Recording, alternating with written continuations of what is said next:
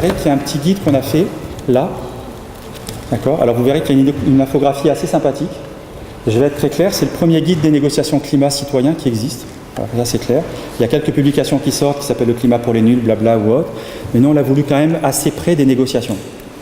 Parce que c'est un sujet que tout le monde pense connaître. On en parle 30 secondes à la télé, on met un peu d'émotion, mais derrière ça, il y a quand même des choses sérieuses. Il y a des institutions, et il y a des verrous aussi, qu'il faut être très clair, ne sont pas faciles à faire sauter. Voilà. C'est aussi une légende de penser qu'il n'y a qu'à, parce qu'on va être dans la rue, ça va marcher. Très clairement, il y a des instances qui ont des verrous par nature. Et ces instances, quand elles ont un verrou par nature, ben voilà, on a beau jouer avec, on est obligé de jouer dans la danse. D'accord ? Et je vous l'ai dit, là d'ici une semaine, il y aura le guide des négociations, ça c'est celui de Lima de l'année dernière. Il y aura le guide des négociations pour les décideurs et le résumé pour les négociateurs. Tout ça vous l'avez bien évidemment, tout ce qu'on fait c'est gratuit, on est une association. Et donc ça vous les aurez téléchargeables sur notre site et celui de la francophonie. Et ça, bon, c'est un peu plus lourd. Pour être très clair, on décrypte les textes de négociation à la virgule près. C'est un travail assez dantesque. Et évidemment, il n'y a pas beaucoup de gens qui le font. La francophonie le fait, mais c'est traduit dans X langues, ce qui est rare pour la francophonie. On le traduit en anglais, en arabe, en espagnol ou autre, parce que c'est devenu une référence internationale. Et ça fait 2 ans qu'Énergie 2050 le fait. Voilà. Et puis vous aurez aussi accès à pas mal de publications qu'on fait, parce que sur chacun de nos projets et programmes, on essaye chaque fois de traduire, de transmettre, que ce soit technique et ou que ce soit des choses pour grand public. Voilà. Donc, je vais essayer de ne pas trop me perdre. Il faudrait que quelqu'un appuie pour le... Voilà. Avec grand plaisir. Et, alors, sur les attentes de la COP, bon, vous avez dit que je dirais 2-3 mots d'Énergie 2050. Alors, j'en ai un peu dit, mais je vais quand même vous en dire quelques mots, puisque j'ai une vingtaine de minutes. Et après, je vais vous parler de la COP. Et vous allez voir que la COP, c'est pas un moment particulier, tout simplement parce que c'est la 21e. C'est un moment particulier parce que, tout bêtement, 2015 est une année particulière. Ça, je veux que tout le monde l'entende parce que je vais le répéter 200 fois, donc ok, sachez que je vais le répéter. Mais très clairement, c'est une année particulière parce qu'on a tous les agendas qui sont concomitants.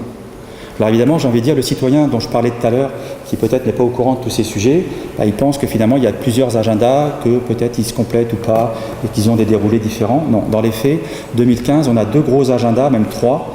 On a l'agenda des négociations climat, COP21, on en reparlera tout à l'heure.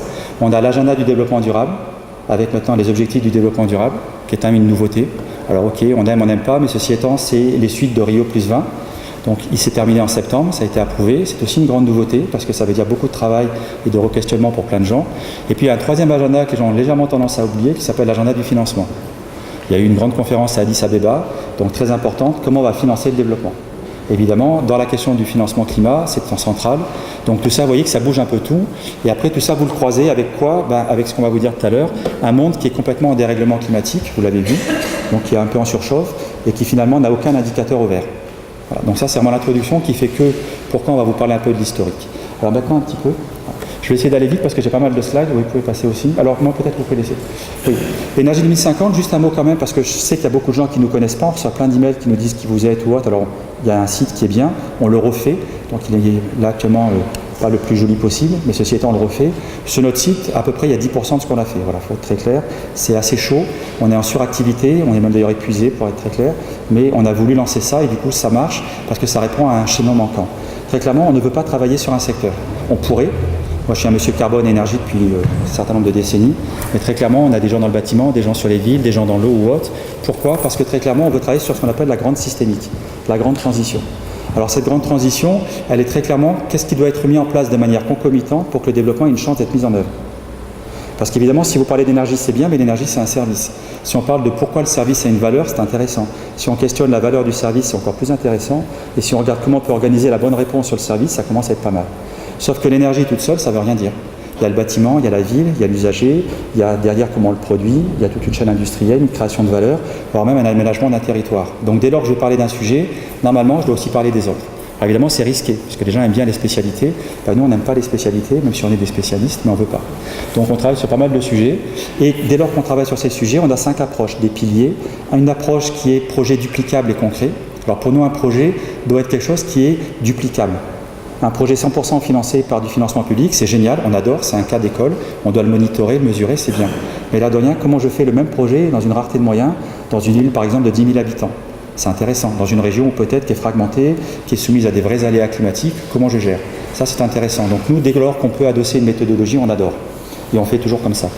Ensuite, qu'est-ce qu'on fait? Beaucoup, alors des projets, on en a beaucoup, des projets avec la Commission européenne, on a 3 projets Horizon 2020, des projets Erasmus, des projets EDCO, donc on a beaucoup de projets, on aime bien le cambouis, je vous l'ai dit, on aime bien du concret. Donc on a des projets sur pas mal de sujets, bâtiments, villes, territoire, eau, énergie, climat.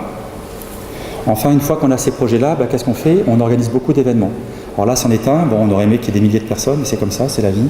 En tous les cas, des événements, alors dans différentes enceintes, que ce soit des événements citoyens, des événements très politiques, comme on fait à la conférence climat, des événements avec des pays, des événements régionaux ou autres. Pourquoi? Parce qu'à un moment donné, il faut fédérer, mais aussi il faut démultiplier les opportunités. Donc chaque fois, il y a des gens qui sont des relais, donc dès qu'on peut, on fait, on publie, on surpublie. Vous l'avez un peu vu, mais il y en a vraiment des tonnes. Enfin, qu'est-ce qu'on fait? C'est beaucoup donc, je viens de le dire, publication, ça c'est le 3e pilier. On surpublie dans énormément de réseaux aussi, en français, en anglais, en espagnol, dans différents documents, que ce soit des documents techniques, des documents ou des publications. Par exemple, rien que ce mois-ci, on a 4 livres qui sortent. On a 2 livres sur l'habitat, l'efficacité énergétique dans l'habitat dans le milieu tropical. Donc là, c'est pour les espaces plutôt francophones, mais ce sera traduit en anglais. On a le guide des négociations transition énergétique. 2e, guide des négociations climat pour les décideurs, 3e, guide sur la transition énergétique, et le 4e, c'est celui sur les négociations pour le citoyen. Donc on surpublie, on écrit beaucoup.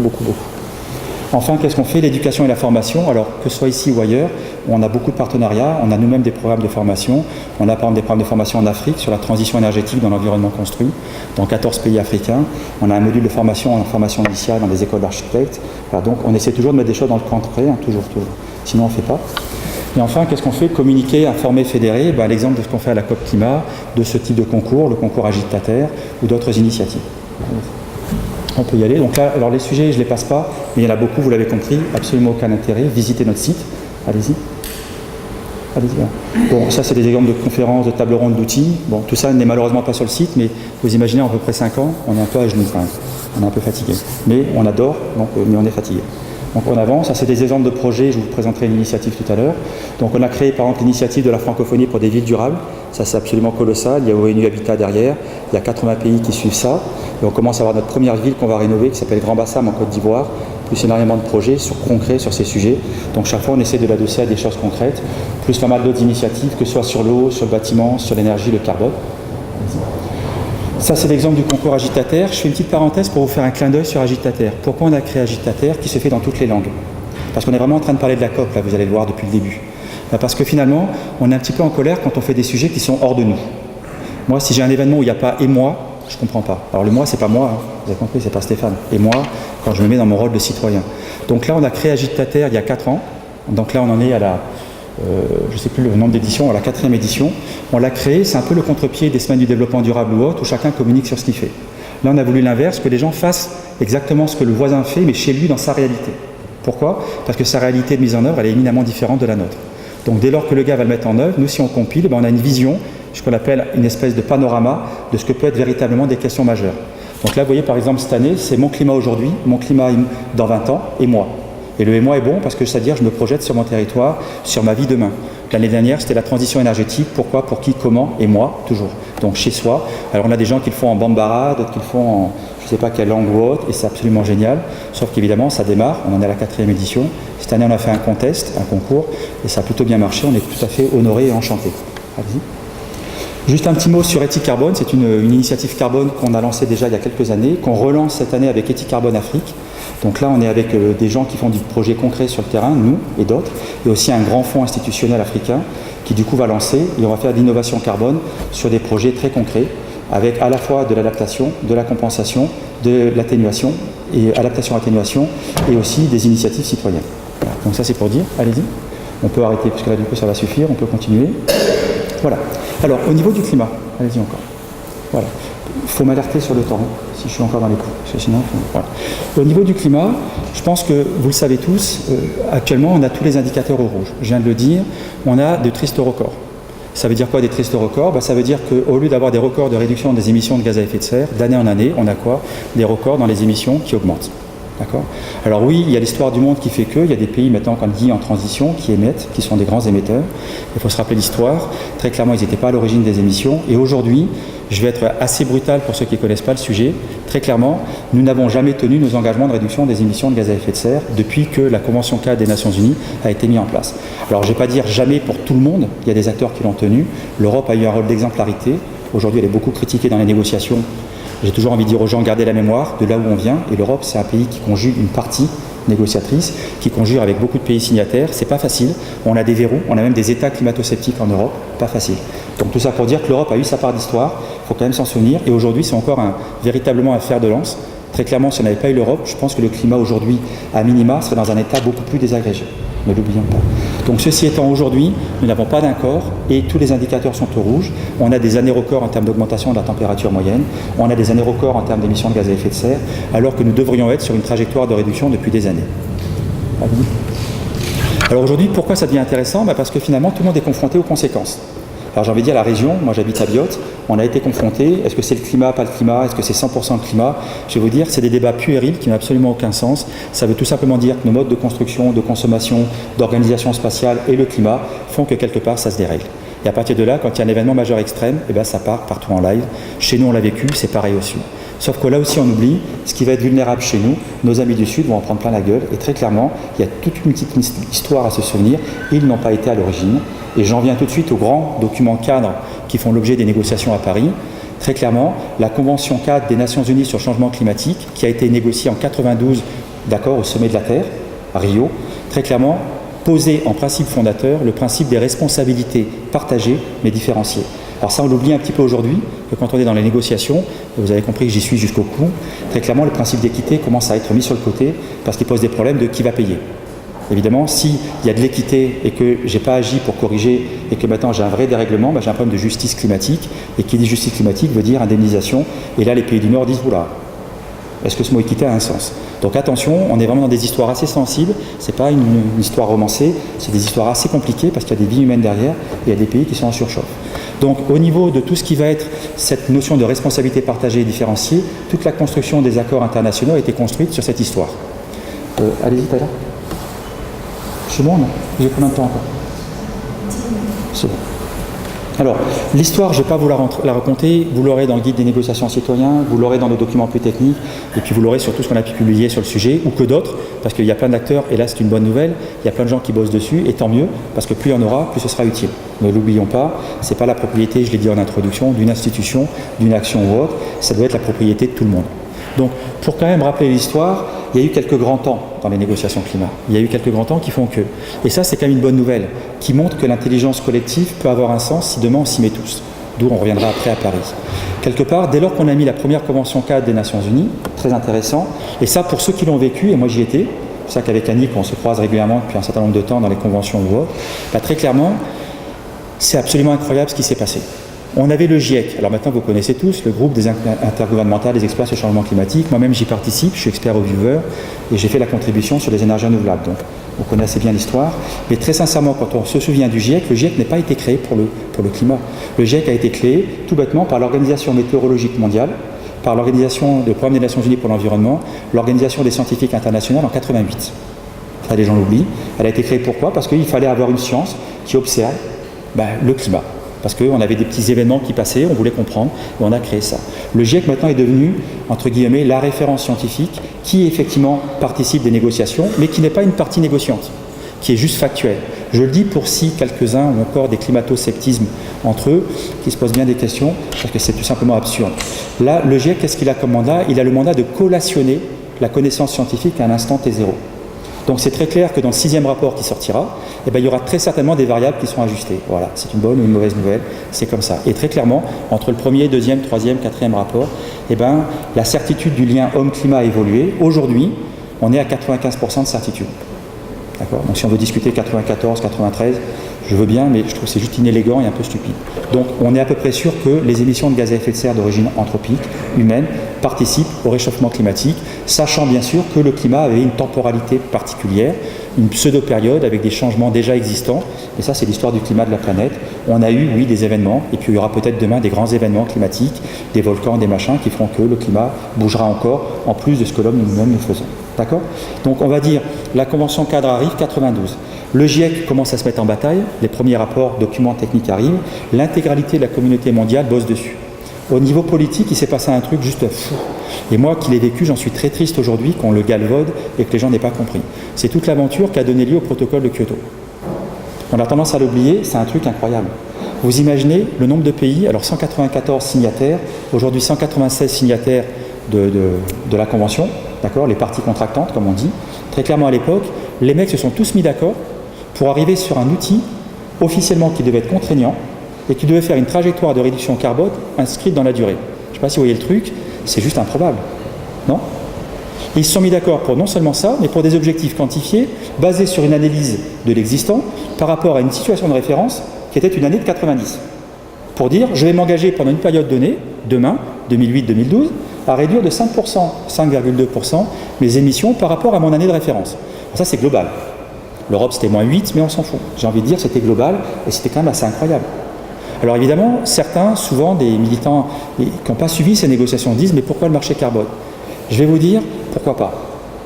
Il fallait trouver un outil qui satisfasse tout le monde. Si un jour vous êtes dans des négociations, vous l'êtes tous dans vos métiers respectifs, même dans une copropriété, il faut trouver un consensus.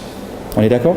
Alors imaginez demain, vous faites la même histoire, 195 États, à peu près 195 États absolument avec des intérêts contradictoires et divergents, des gens qui n'ont qu'une envie, c'est de garder leur propriété, entre guillemets leur périmètre, ok, et qui vont devoir jouer ensemble. Ben là, vous allez arriver sur des dénominateurs communs, ce qu'on appelle des indices mous. Donc chaque fois que vous avez une décision, une COP, et ben vous arrivez sur du mou. Voilà. Et le mou, il n'est pas si mal que ça, parce que c'est ce qu'il y a de mieux à faire, 196 parties. C'est clair pour tout le monde? Parce que le reste, c'est du fantasme. Bien sûr qu'on voudrait tous 1,5 degré, ben bien évidemment. Je peux vous expliquer pendant 2 heures pourquoi. Sauf que si déjà demain on a un accord qui nous garantisse 2 degrés, je vais vous dire, je saute au paradis, je saute au ciel. Parce que ça sera juste improbable aujourd'hui. Vous comprenez donc, ce qui veut dire qu'il faut aussi prendre en compte la réalité des négociations. Donc, dans ces histoires, le protocole, c'était juste génial. Ça devait être inscrit dans la durée. 2012, pardon, il devait y avoir un 2013-2016. 2018. Il devait y avoir une histoire. Donc, on connaissait l'histoire, ce que nous, on appelle la contrainte carbone. D'accord? Qu'est-ce qui s'est passé? On peut continuer un peu.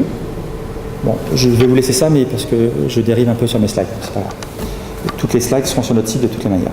Qu'est-ce qui s'est passé? Eh bien, c'est que très clairement, ça ne s'est pas bien passé. D'abord, il y a eu effectivement le clash américain, mais il n'y a pas eu que ça, il y a eu plein d'histoires.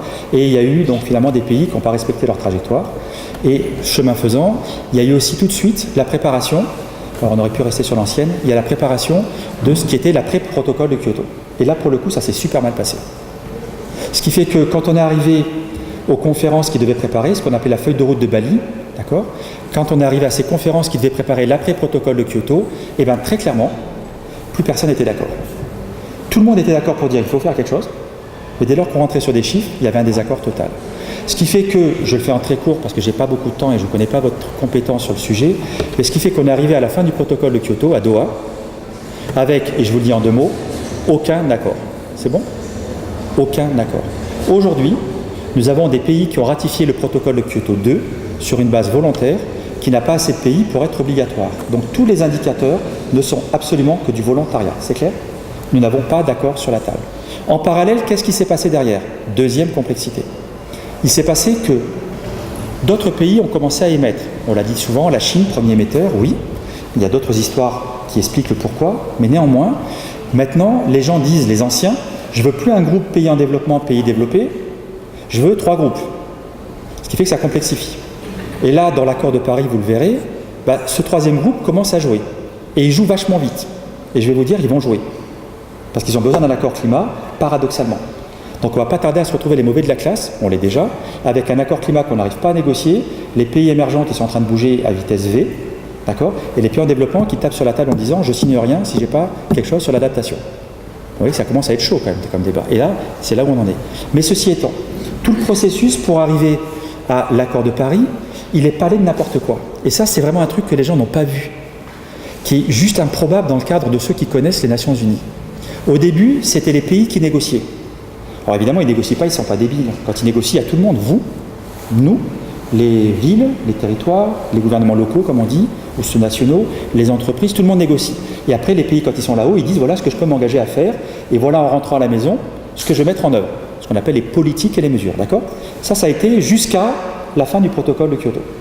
Et comme ça marchait vraiment mal, et moi je me souviens, c'est à Durban qu'on a sorti ça, moi j'étais dans la salle, c'était un dimanche matin, on jouait les prolongations, c'était juste improbable comme ça, c'était irréaliste. Tout le monde était en désaccord sur tout, on n'avait pas d'accord, on allait sortir avec un clash. Et là, ils ont fait une indiba, ils appellent ça, ils sont tous mis au milieu. Alors, il n'y a que 4 personnes qui ont parlé, je passe le nom des gens qui parlaient. Et ils sont remontés à la tribune, ils ont sorti leur phrase que je vais vous dire, tout le monde a applaudi, et on s'est quitté en disant « on a sauvé l'accord ». Bon, vous allez apprécier la phrase. Qu'est-ce que disait cette phrase? Cette phrase, elle est simple. Alors, je vais vous la dire, je vais me tromper dans les mots, mais il y aura à peu près tout le paquet dedans. Tous les pays, alors tout lisez, je fais une petite parenthèse, tout veut dire pays émergent, pays en développement, pays développé, c'est clair? Tous s'engagent à mettre en place, d'ici à 2015, hop, le lien Paris-Climat, vous comprenez l'importance de Paris-Climat, d'ici à 2015, un accord, sous une forme juridique appropriée, à définir. D'accord? Donc un accord veut dire forme juridique appropriée, c'est-à-dire obligatoire, ça veut dire qu'il sera opposable. Un accord juridique sous une forme contraignante, c'est le bon mot. D'accord? Donc opposable à tous, contraignant, pour une mise en œuvre en 2020. C'est bon? Donc ce qu'on est en train de négocier à Paris, alors il y a un deuxième paquet, je vais vous dire, on est en train de négocier un accord pour 2020. C'est bon? Alors là évidemment tout le monde est parti, pourquoi? On avait sauvé la face. C'était pas un clash, on n'avait pas le Copenhague bis, et puis on avait quelque chose qui tenait là. Alors c'est quand même pas débile, parce que j'ai l'air de le présenter, oui je le théâtralise un peu parce que je suis obligé. C'était pas débile parce qu'on est rentré dans un processus totalement inédit au niveau des Nations Unies. Alors, je ne sais pas si certains d'entre vous connaissent à minima le nom, en anglais c'est NDC, et sinon c'est CPDN, c'est les contributions prévues déterminées au niveau national. C'est ça les 7 contributions qu'on a aidé à faire, on a accompagné 7 pays à faire ça. Donc là c'est assez unique. Qu'est-ce que c'est ces contributions? Là, la Convention climat, comme elle ne s'en sort pas, elle a dit, chaque pays va mettre sur la table ce qu'il veut et ce qu'il peut faire. C'est totalement nouveau. Au lieu que ça vienne d'en haut, on doit rester sous les 2 degrés, ça va venir du bottom-up. Si vous pouvez avancer la slide jusqu'à ce qu'on ait les petits triangles là. Voilà. D'accord? Donc là maintenant on est à droite. C'est totalement nouveau. Et les gens ont commencé vraiment à bosser sur leur CPDN en janvier ou février. Parce qu'on était à la réunion à Genève, où on était en train de discuter encore qu'est-ce qu'on met dedans. Alors ça ne veut pas dire qu'il n'y avait pas de travail avant. Ils ont plein de choses, les plans d'adaptation, on a ça en France, les schémas de... On a tout le monde a ça. Mais il fallait le mettre en musique de manière intelligente en écrivant une histoire climat. Qu'est-ce que c'est que ces CPDN? Chaque pays, et les pays du Sud l'ont fait, la France a fait son CPDN qui est inclus dans le CPDN de l'Europe. Vous savez que la France ne signe pas la convention en direct, elle le fait, et c'est l'Europe qui signe. On est partie signataire sous couvert de l'Europe. Qu'est-ce que sont ces CPDN? C'est basé sur les réalités des pays, c'est très important, donc vous voyez déjà le distinguo pays Sud-Nord, et là vous avez en tête quand même le principe de responsabilité partagée mais différenciée, basé sur les réalités des pays, chaque pays va dire ce qu'il peut faire à l'horizon 2030. CPDN 2020-2030. D'accord? 2 minutes, je vais y arriver, je serai à peu près dans les temps. Donc ces CPDN c'est important parce que comme on n'y arrivait pas, le secrétariat de la Convention devait recevoir avant le 1er octobre toutes les contributions des 195 pays signataires. C'est clair? Avec un petit bémol, fin mars, tous les pays développés devaient mettre sur leur table, leur copie sur la table. Très clairement, tous ne l'avaient pas fait. L'Europe l'avait fait. Tous ne l'avaient pas fait. D'accord? Bon. Aujourd'hui, je ne sais plus combien on est, mais je ne crois pas qu'on soit à 195, on doit être à, le nom m'échappe, mais on n'est même pas à une centaine. Alors, il y en a qui ont le droit de déposer leurs documents. Ceux qui n'ont pas encore fait beaucoup, par exemple, c'est les États insulaires. Les petits États insulaires qui ont plein de vulnérabilités très particulières. L'intérêt était de faire le total de tout ça et d'arriver à dire est-ce qu'on est ou non dans la fenêtre des 2 degrés. On t'a parlé à Nick dans son introduction. C'était ça le mot-clé. Même si on sait tous que 2 degrés, c'est déjà trop. Parce que si on est 2 degrés, on sait qu'on va le dépasser, on sera à 3. Et 3, c'est ce qu'on appelle des scénarios potentiellement catastrophiques, cataclysmiques, irréversibles. J'ai mis entre guillemets, c'est les mots du GIEC. D'accord? C'est pas les mots d'énergie 50. Parce que moi, j'aurais mis des mots un peu plus indélicats, parce que je vais sur le terrain, et je peux vous dire, la vulnérabilité, c'est du réel. C'est pas un mot dans un bouquin, je peux vous dire. Quand vous avez une terre salée, ou de la montée des eaux, ou une population déplacée, ou des aménagements côtiers qui ont été déplacés, je crois que là, on est confronté à du vrai réel. Et quand on le lit dans un bouquin, on a un peu d'émotion, mais on ne comprend pas ce que ça veut dire sur le terrain. Sur le terrain, c'est des populations qui sont super vulnérables et qui ne savent pas quoi faire. D'accord? Donc ça, c'est vraiment des vraies questions. Donc ceci étant, tout le monde devait arriver à contribuer pour dire est-ce qu'on est sur la fenêtre. Alors là, j'ai une mauvaise nouvelle, avancez. Encore, là. Hop. Voilà, parfait. Alors voilà, au 7 octobre, on en avait 120, donc j'ai dit moins, en fait, on est plus. Aujourd'hui, on est sur une trajectoire qui n'est pas la bonne. Alors, pour être très clair. Ça veut dire quoi? Qu'aujourd'hui, si les pays, on prend les engagements qu'ils ont faits, Les calculs les plus récents qu'a fait le secrétariat pour décrypter tous ces documents qui ont été produits, on est sur une trajectoire plutôt de 7, de 8, certains disent 3, ça dépend comment on calcule, parce qu'évidemment, dès qu'un chiffre est donné, mais tout le monde arrive à peu près au même chiffre en disant on n'est pas sur la bonne trajectoire. Ça, c'est le premier point. Donc l'accord de Paris, premier défi, on est mal. Parce que soit il y a des gens qui vont augmenter leur ambition, soit quelque part, il y a un bug. D'accord ? Et là, les voix du Sud commencent à taper sur la table. Par exemple, le groupe Afrique, pour ceux qui connaissent les négociations, il y a quelques décennies, ils étaient moins organisés. Aujourd'hui, maintenant, c'est une voix politique forte. Ils ont déjà dit, nous, on ne signe pas s'il n'y a pas d'adaptation du financement et des objectifs plus ambitieux. C'est clair. D'accord ? Et je vais être un peu provoquant, mais j'aimerais bien qu'ils ne signent pas. Parce que si on a un accord encore bidon comme d'Urban, alors je suis désolé, je suis brutal, mais bon, on est entre citoyens, on a le droit. Et très clairement, si on signe un accord bidon comme d'Urban et qu'on les repousse à 2045 un deuxième accord ou un possible amendment, c'est pas vraiment très bon. D'accord ? Donc ça, c'est la première chose qui est douloureuse pour Paris. Deuxième chose douloureuse pour Paris, CPDN, je vous l'ai dit, 2020. D'accord ? Sauf que CPDN, quelle est la forme juridique de l'accord ? On n'est pas encore d'accord sur le sujet. Intéressant. On ne sait pas encore quelle va être la forme juridique de l'accord de Paris. En clair, est-ce que c'est un texte qui va être encore dans un processus onusien de ratification, les gens reviennent à la maison et disent que, ou est-ce que c'est un accord sur lequel on signe à Paris, on se quitte, on tape la main, et on a un texte de loi transformé dans nos cadres réglementaires nationaux. Vous voyez la différence ? Et je peux vous dire que le grand écart, il est pas mal quand même. Et pour l'instant, on n'a pas de document qui précise la forme juridique de l'accord. Le dernier document de Bonn, qui a quelques semaines, est assez discutable sur plusieurs sujets. Troisième incertitude, c'est, parce que c'est aussi un débat pour Paris, c'est avant 2020. Parce qu'il ne faut pas oublier, 2015-2020, il y a un petit délai, juste un petit délai administratif, quelques années. Et là, si on dysfonctionne et qu'on continue à surémettre, et bien la fenêtre des 2 degrés, vous voyez ce que c'est la fenêtre ? Si je suis là en 2020, mon point de départ est là, on est d'accord ? Je vais réduire en 2020-2030 là. Mais j'ai un point de départ en 2020. Si je continue à faire ça, à mon point de départ, je suis un peu schizophrène, mais je n'arrive pas à le gérer parce que je ne suis plus au rendez-vous. Et j'ai beau l'avoir écrit, je ne suis plus au rendez-vous. On est d'accord ? Donc à Paris, j'ai un troisième. Vous allez voir les défis. Je vais terminer là-dessus. C'est quand même assez stressant. On a le défi, c'est qu'est-ce que je fais entre 2016, 1er janvier, et 2020. Alors là, c'est le PK2, le protocole de Kyoto 2, qui pour l'instant est sur une base volontaire. Puisque volontaire veut dire les pays disent ce qu'ils veulent faire. Il va falloir écrire la chose. On est d'accord ? Troisième défi. Quatrième défi, qui est super chaud, c'est le financement. Je l'ai dit tout à l'heure, bah oui, nos amis du Sud, ils ont les mêmes vulnérabilités que nous, sauf qu'elles sont exacerbées. Pour des raisons historiques, de quoi ? De développement. Développement ancien qui n'était pas déjà super romantique, et des développements d'aujourd'hui qui font que c'est exacerbé pour la pression urbaine, pression citoyenne, pression aussi de croissance démographique, et aussi de diminution d'accès aux ressources. Ne l'oublions pas. Donc des défis d'avant, accès à l'énergie, accès à l'eau, tout ça, vous le prenez, vous le bougez un petit peu, il y a plus de monde, il y a le même nombre de parts, qui étaient déjà tout petits, et puis bon. Ce qui fait qu'on le dit, de plus en plus les gens le disent, beaucoup de ce qui se passe dans le monde, les migrations ou autres, on est déjà à plus de 20 millions de migrants climatiques. Vous rajoutez ça aux autres migrants sur des raisons qui sont souvent d'ailleurs liées à l'accès des ressources. Parce que quand quelqu'un est bien chez lui, il ne va pas chez le voisin, je vous le dis. D'accord ? Je pense qu'il y a effectivement des gens qui ont envie de venir pour d'autres raisons, mais je pense que beaucoup de gens viennent, et je crois qu'on ferait pareil.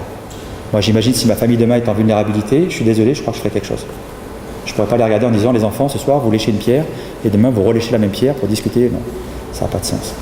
Donc, il y a un vrai problème d'accès à de la ressource. Je caricature, mais pas loin. Donc, pour Paris, on a ce troisième défi, c'est la question du financement. On leur a promis du financement, on leur a promis un fonds vert pour le climat, qui est de dire qu'en 2020, il y aura 100 milliards de dollars par an, tout budget confondu. Je n'ai pas parlé de budget de développement, climat.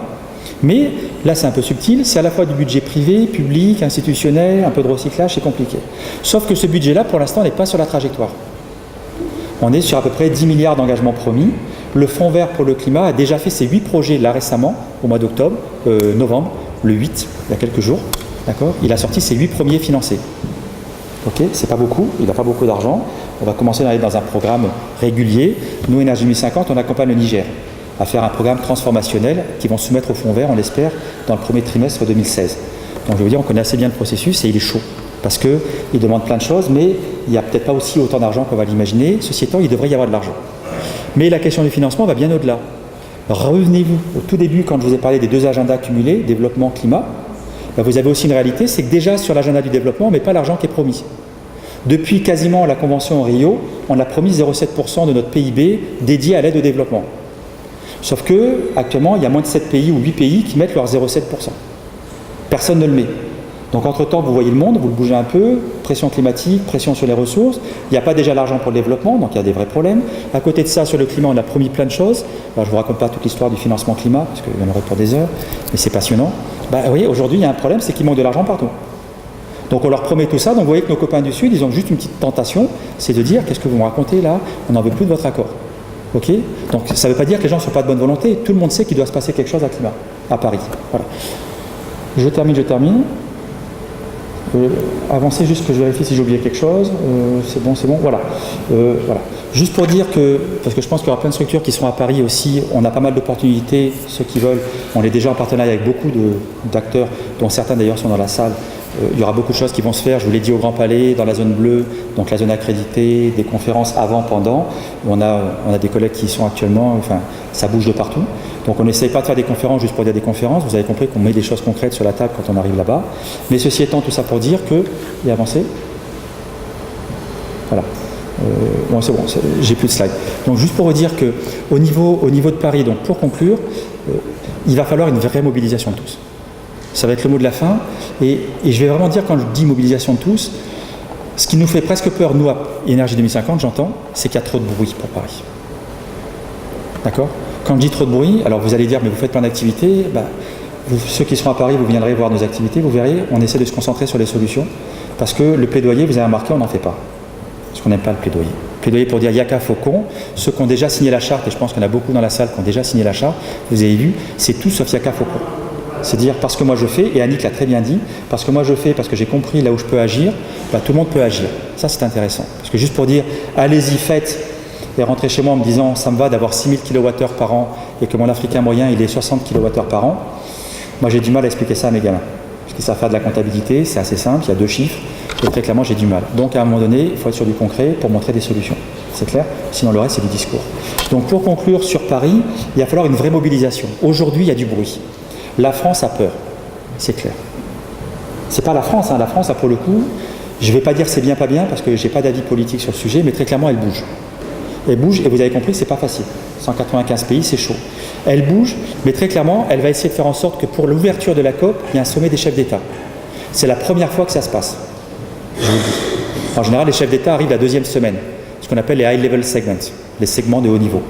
Où là, les chefs d'État arrivent pour faire un peu la danse et dire qu'est-ce qu'ils vont négocier 2 jours après. Même si tout a déjà été écrit. C'est clair. Mais là, ils veulent les faire venir au début. Il y a des plans de réunions ministérielles juste avant. Parce que très clairement, la France a compris que d'abord, sa crédibilité politique est engagée, parce que le pays accueille, c'est lui qui a quand même l'inspiration de l'ambition politique. Et c'est pour ça que chaque fois les pays sont stressés quand ils accueillent. Je ne suis pas sûr que la France, quand elle a dit qu'elle allait être candidate 2015, elle avait vu l'ampleur des dégâts. Parce que sincèrement, on connaît pas mal de négociateurs. Il y a vraiment du stress. Et du stress légitime, vous avez compris que c'est compliqué. Même si les gars peuvent avoir de la bonne ou mauvaise volonté, je ne juge personne, c'est pas facile.